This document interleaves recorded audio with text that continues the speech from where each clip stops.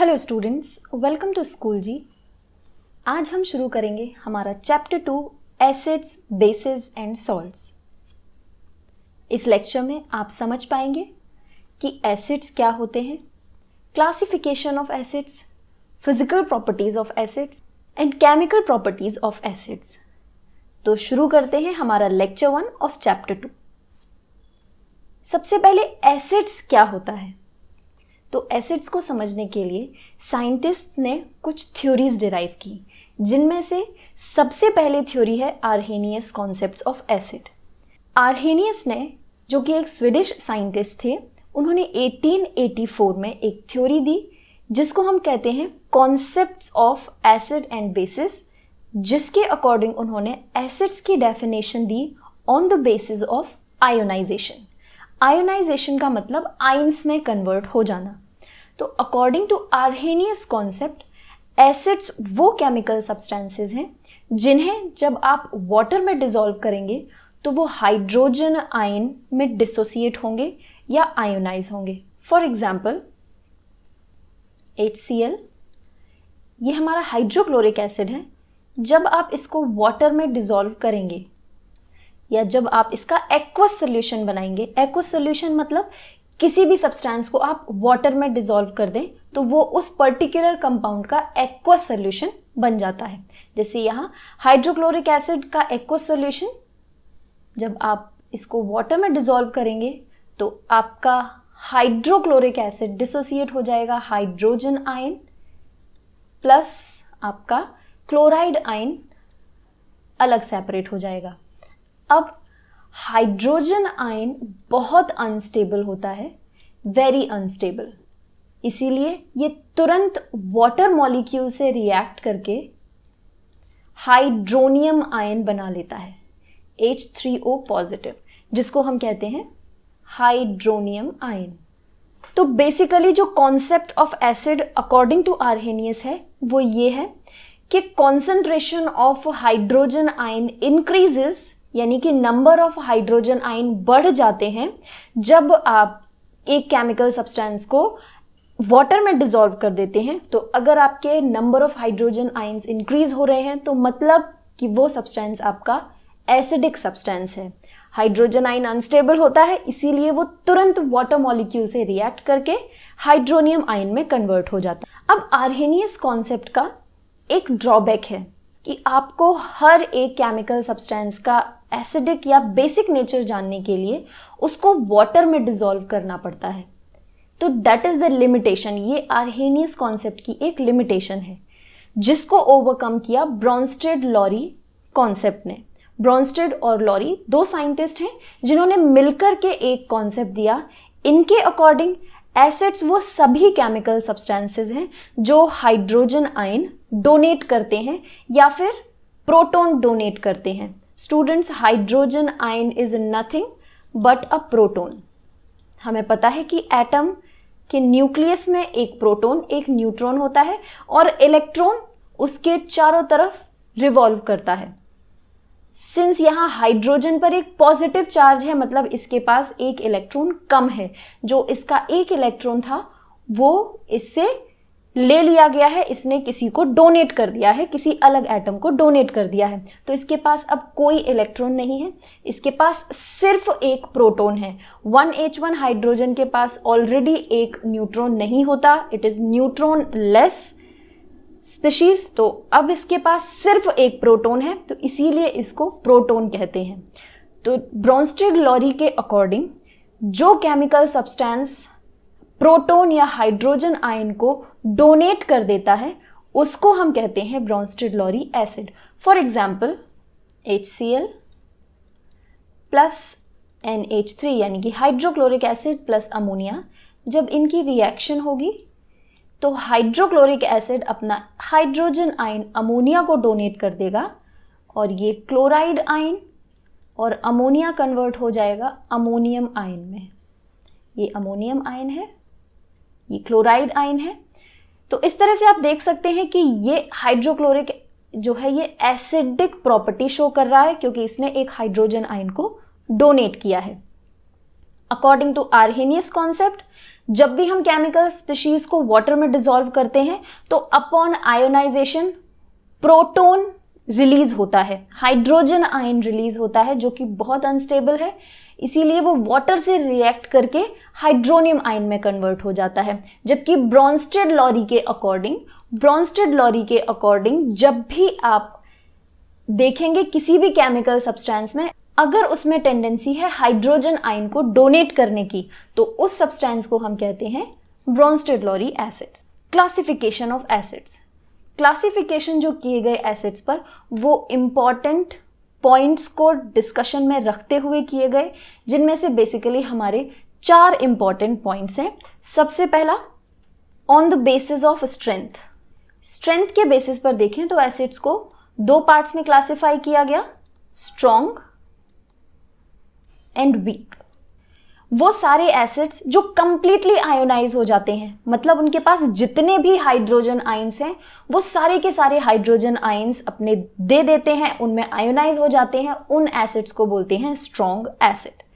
जो strong acids होते हैं वो स्ट्रॉन्ग होते हैं, कोरोसिव होते हैं, मतलब अगर वो आपकी स्किन पर गिर जाते हैं या मेटल के साथ रिएक्ट करते हैं तो मेटल कोरोड हो सकता है और हमारी स्किन पर पेनफुल बर्न आते हैं। तो इसीलिए ये स्ट्रॉन्ग एसिड्स होते हैं और इनको आप कंज्यूम नहीं कर सकते। जबकि जो वीक एसिड्स हैं, वीक एसिड्स पार्शियली आयोनाइज्ड होते हैं, ये अपने सारे के सारे हाइड्रोजन आयन को नहीं आयोनाइज करते हैं और ये फूड प्रिजर्वेटिव की तरह से यूज़ किए जाते हैं और इनको आप कंज्यूम कर सकते हैं। एग्जाम्पल देखते हैं। स्ट्रॉन्ग एसिड का एग्जाम्पल है हाइड्रोक्लोरिक एसिड, नाइट्रिक एसिड। जब भी ये आयोनाइज होते हैं तो हाइड्रोक्लोरिक एसिड हाइड्रोजन आयन और क्लोराइड आयन में आयोनाइज होता है और नाइट्रिक एसिड हाइड्रोजन आयन और नाइट्रेट आयन में आयोनाइज होता है। जब आप वीक एसिड्स को देखेंगे तो इनका एग्जाम्पल है CH3COOH, ये है हमारा एसिटिक एसिड। एसिटिक एसिड या कार्बनिक एसिड दूसरा एग्जाम्पल, ये हमारे वीक एसिड्स होते हैं, ये कंप्लीटली आयोनाइज नहीं होते। इनका आयोनाइजेशन आप देखेंगे तो जब आप इसको वाटर में डिसॉल्व करेंगे तो hydrogen ion plus acetate ion, यहां पर आप देख रहे हैं कंप्लीटली आयोनाइजेशन नहीं हुआ है, इस स्पीशीज के पास स्टिल हाइड्रोजन आयंस हैं, हाइड्रोजन एटम है जो इसने नहीं आयोनाइज किए हैं, इसीलिए ये वीक एसिड्स की कैटेगरी में आते हैं। ये कंपैरेटिवली वीक होते हैं और इनको आप कंज्यूम कर सकते हैं फूड प्रोडक्ट्स में, ये हम इन्हें खाने में इस्तेमाल करते हैं। दूसरा क्लासिफिकेशन देख सकते हैं on the basis of origin. First classified है मिनरल एसिड्स और सेकेंड है नेचुरल या इसको हम कहते हैं ऑर्गेनिक एसिड्स, नेचुरल या ऑर्गेनिक एसिड्स।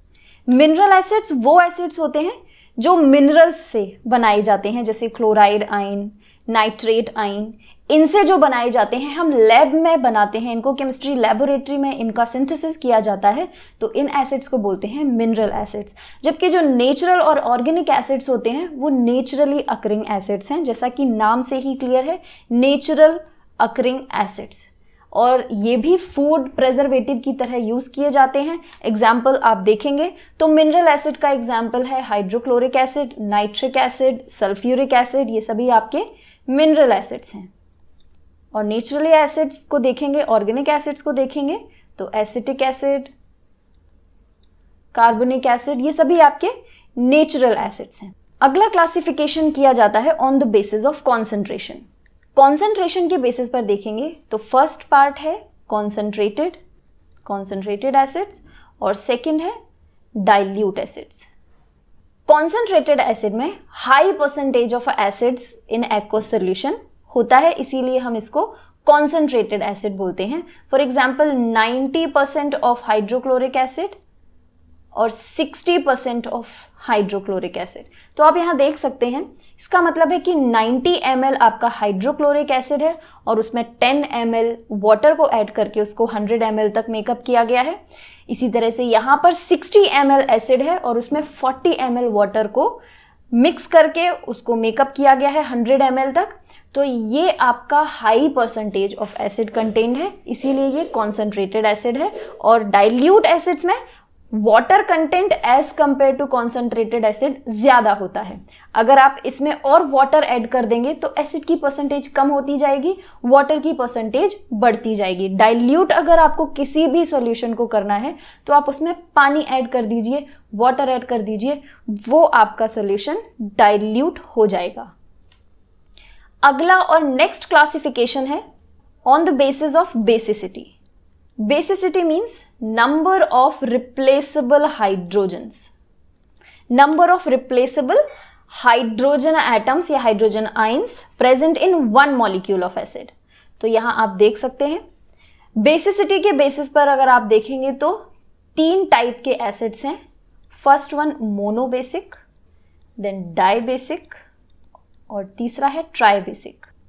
मोनोबेसिक जैसे कि हाइड्रोक्लोरिक एसिड, जब आप इसको वाटर में डिसॉल्व करेंगे तो एक हाइड्रोजन आयन रिलीज होगा, एक हाइड्रोजन आयन आप रिप्लेस कर सकते हैं, इसीलिए ये मोनोबेसिक है। डाई मीन्स 2, H2SO4 यानी कि सल्फ्यूरिक एसिड का जब आप एक्वस सॉल्यूशन बनाएंगे तो यहां पर 2 रिप्लेसेबल हाइड्रोजन आयंस हैं, आप 2 हाइड्रोजन एटम्स को रिप्लेस कर सकते हैं, सल्फेट आयन।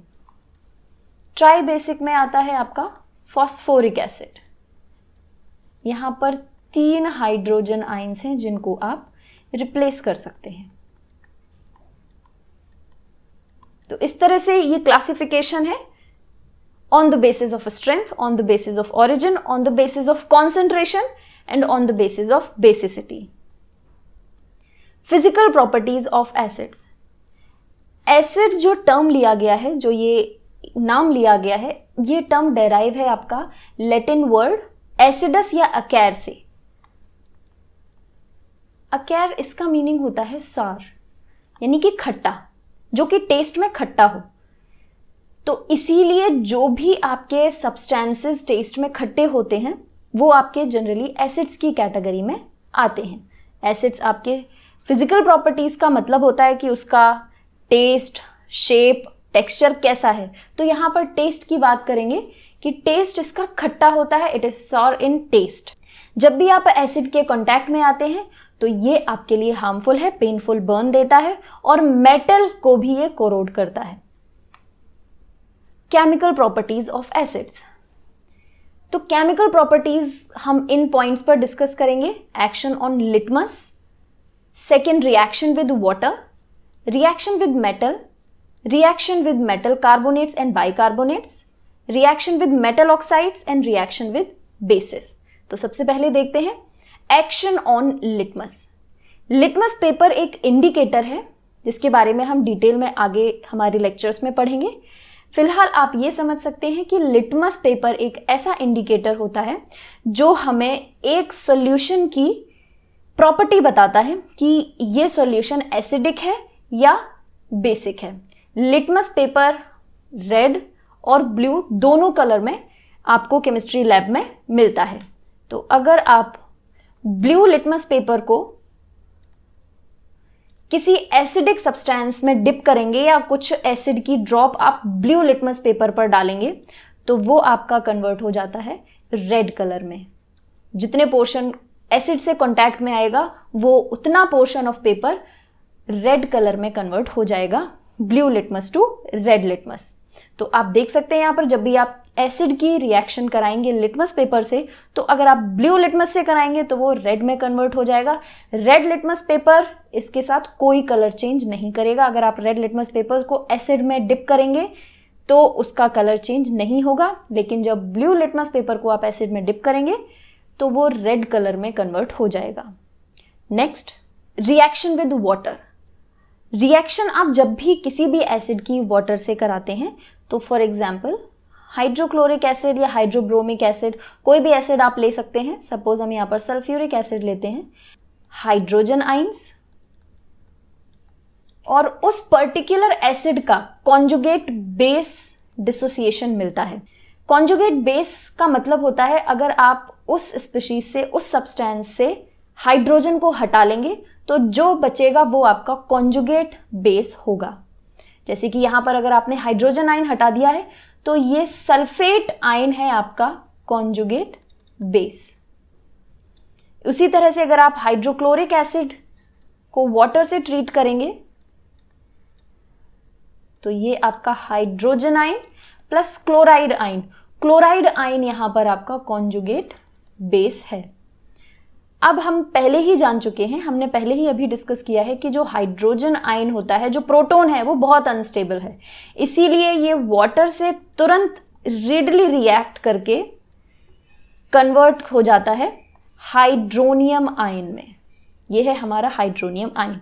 तो जब भी आप किसी भी एसिड को वाटर से ट्रीट कराएंगे तो वो आपको हाइड्रोनियम आयन या हाइड्रोजन आयन जो पहले डिसोसिएट हो जाता है, आयनाइज होता है, वो वाटर से रिएक्ट करके हाइड्रोनियम आयन में कन्वर्ट हो जाएगा। इसी प्रॉपर्टी की वजह से एसिड्स हमारे एक्ट करते हैं इलेक्ट्रोलाइट की तरह से। एसिड्स कंडक्ट इलेक्ट्रिसिटी, और वो सभी सब्सटेंसेस, वो सभी सॉल्यूशंस जो इलेक्ट्रिक करंट को पास कराते हैं उनको हम बोलते हैं electrolyte. Acid due to ionization उसमें फ्री आयंस प्रेजेंट होते हैं और जो मोबिलिटी होती है आयंस की, that is responsible for the conduction of electricity. जिस सॉल्यूशन में फ्री आयंस अवेलेबल होते हैं जो इलेक्ट्रिसिटी को कंडक्ट कराते हैं, वो सॉल्यूशन आपका इलेक्ट्रोलाइट कहलाता है और ये प्रोसेस कहलाता है electrolysis. Chemical properties of acids का दूसरा और इंपॉर्टेंट जो एक पॉइंट है, that is how they react with metals. Metal के साथ जब भी आपका कोई भी एसिड रिएक्ट करता है तो आप एक बहुत इंपॉर्टेंट बात याद रखेंगे, metal when reacts with acid तो ये बनाते हैं सॉल्ट और हाइड्रोजन गैस रिलीज होती है। For example, metal sodium plus hydrochloric acid जब रिएक्शन होगी तो सॉल्ट बनेगा NaCl प्लस हाइड्रोजन गैस आपकी रिलीज हो जाएगी। यहां पर आप इसको बैलेंस करेंगे तो this is what happens when metal reacts with acid. ये बहुत क्वेश्चन पूछा जाता है कि what happens when metal reacts with acid, तो हमेशा आप याद रखेंगे सॉल्ट और हाइड्रोजन गैस रिलीज होती है। आप कोई भी यहां पर मेटल ले सकते हैं और कोई भी एसिड ले सकते हैं। यहां आप मैग्नीशियम ले सकते हैं। जब ये रिएक्ट करेगा हाइड्रोक्लोरिक एसिड से तो सिंस यहां पर आप देखेंगे hydrochloric acid MgCl2 plus hydrogen gas release होगी और यहां आप इसको बैलेंस करेंगे तो इस तरह से आप देख सकते हैं कि मेटल जब एसिड से रिएक्ट करता है तो सॉल्ट और हाइड्रोजन गैस रिलीज होती है। नेक्स्ट, जब आपका एसिड रिएक्ट करता है मेटल कार्बोनेट या बाइकार्बोनेट। मेटल कार्बोनेट और बाइकार्बोनेट क्या होते हैं? एग्जाम्पल, मेटल कार्बोनेट का एग्जाम्पल आप ले सकते हैं सोडियम कार्बोनेट और बाइकार्बोनेट का एग्जाम्पल सोडियम बाइकार्बोनेट। पोटेशियम भी ले सकते हैं आप, पोटेशियम कार्बोनेट या पोटेशियम बाइकार्बोनेट। तो इनकी रिएक्शन देखते हैं एसिड्स के साथ। Metal carbonate sodium bicarbonate plus acid hydrochloric acid, तो रिएक्शन क्या बनेगा स्टूडेंट्स? हमेशा याद रखना है कि जब भी मेटल कार्बोनेट की एसिड से रिएक्शन होती है तो आपका salt plus carbon dioxide plus water release होता है। ये प्रोडक्ट बनते हैं आपके जब भी आपका मेटल कार्बोनेट की रिएक्शन होती है एसिड के साथ या मेटल बाइकार्बोनेट की रिएक्शन होती है एसिड के साथ। अब मेटल बाइकार्बोनेट देखते हैं।